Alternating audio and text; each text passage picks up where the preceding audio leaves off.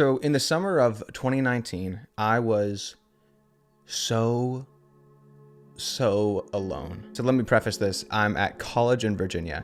My roommates had gone home for the summer, but I stayed in the small town of Lynchburg, Virginia, and I was just working. So on top of my roommates leaving town, I had just broken up with the girl that I was dating at the time, and I was working at a restaurant and waking up every single day at 4 a.m. So up until this point, I had done everything in life my way. I held all my plans so tightly. I would always stress over anything if it didn't go exactly the way that I had planned for it to go. For instance, if I woke up and I was like, all right, today I'm going to edit some YouTube videos. I'm going to work out at this time. That's my plan. If something would come up, even if it was like a good thing, like friends wanting to hang out, it would frustrate me because it was not my plan. Okay, so at this point, every single day was exactly the same. I'd wake up at 4 a.m. I would drive to the restaurant I was working at. I'd work for like between 8 to 12 hours, depending on the shift. And eventually, I just broke. I remember I came home from a shift and I just got in my apartment and I just hit my knees and I just started just like weeping. I was so tired, so emotionally drained, so exhausted, and just really just genuinely done with life. And that went on for almost a full week, I would say. Every single day, I'd wake up at 4, I'd go to work, I'd come back, and then I would just lay on my floor and cry.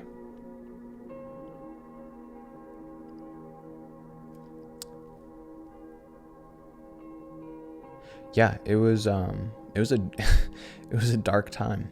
I remember that I had never felt this alone, and I had never felt like a sadness this deep. It was depression. I mean, that's 100%.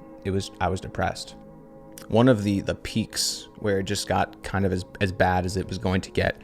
I was in my closet, the lights were off, and I was praying, and I was just crying, like wailing to God.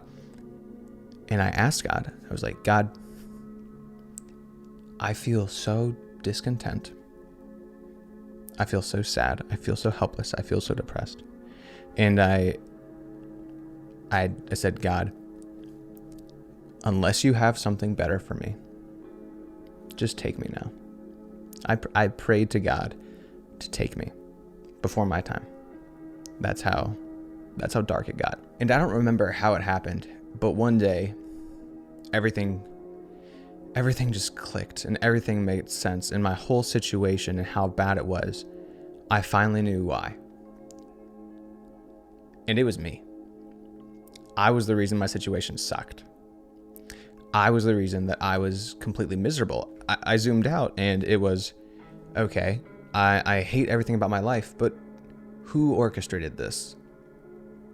Me. I'm the guy who always had to have control, always had to have my way. That was the first moment where I could truly see where my plans were going to get me in my life. I realized that everything I hated during that season, they were literally just my choices. I chose to stay home over the summer. I chose to work at that restaurant. It was all my doing. And what I found there in the depths is that what was happening to me is I was carrying a weight and a burden of my future that is so big and so heavy that it was something that I was never meant to carry. And I don't think anyone is supposed to be carrying it. Okay, so this went on for about a week. I'm crying every single day. I'm on my floor, just laying there on that carpet, just weeping. And then one day I said, God, if you have plans for me that are good, because your word says you have plans that are good, plans that are not to harm me, but plans for a future. If that's true, then I want to give my plans to you. I want you to control my life because my plans have gotten me here and I am miserable.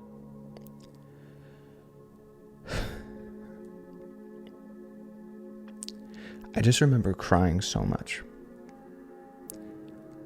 It was an everyday thing. And, but this time was different when I hit my knees and I just held my palms open and I said, God, I don't want my plans anymore.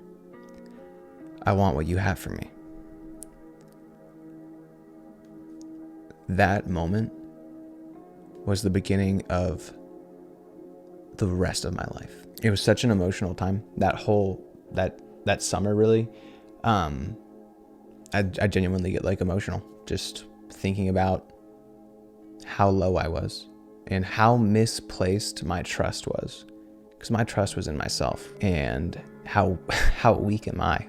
So let me tell you what happened after this prayer. I kid you not. 1 week after this prayer, I got an invitation from one of my best friends, and he said, "Hey man, I know you do some music stuff. Just wanted to let you know that my wife and I just got a place up in Nashville, and we intentionally got an extra room so you can move with us if you wanted us to. And they were going to charge me no rent. And this friend had introduced me to set up a job opportunity that was the most money I'd ever made." 1 week after I surrendered, 1 week after I put my hands up and said, "Okay, God, your plan's not mine." Now, within a short amount of time after that prayer, I moved to Nashville. And while everything about my life changed and everything got so much better, it was not the external changes that made my life better. It was now the peace of not trying to control where my life was going. It was the peace of just living with my palms up saying, "Hey God, I know you have good plans for me. So I don't need to try to control the outcome anymore. I can just walk. I can wake up every day and I can walk through the doors that you open, but I don't need to try to kick down any doors right now because you've got me." Now, I'm not saying to be passive and to not go after things in life. Definitely go after them. But I think we all know deep inside when we're chasing something that's not for us. And that's certainly what I was doing. So in this new season of moving to Nashville, I sat back. I let God take the leads. He opened the doors that he wanted to open. He closed the doors that he wanted to close. And I was the most level-headed I'd ever been in my whole life, because I didn't care anymore. In the best way possible, I did not care if something worked or didn't work out, because it was like, if this works, it was supposed to work. If this didn't work, it's not supposed to work, because God's got me. So what's crazy is now I live in Tennessee. I have purchased my first home here. This is where I met my wife. This is where I started my first business. And none of this would have happened. Genuinely, none of this would have happened if I was still just holding on to my plans like this. Because right now, everything around me, this house, my business, my wife, this life, everything about it wasn't my idea anyway.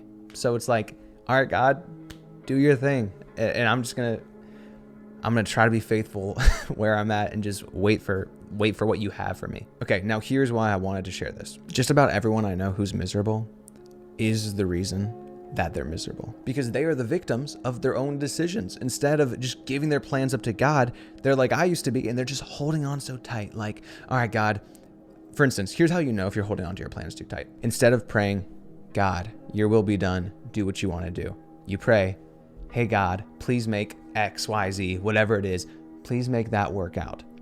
That is just praying that God endorses your plan, which we've already established is a crappy plan. Okay, now please hear me when I say this.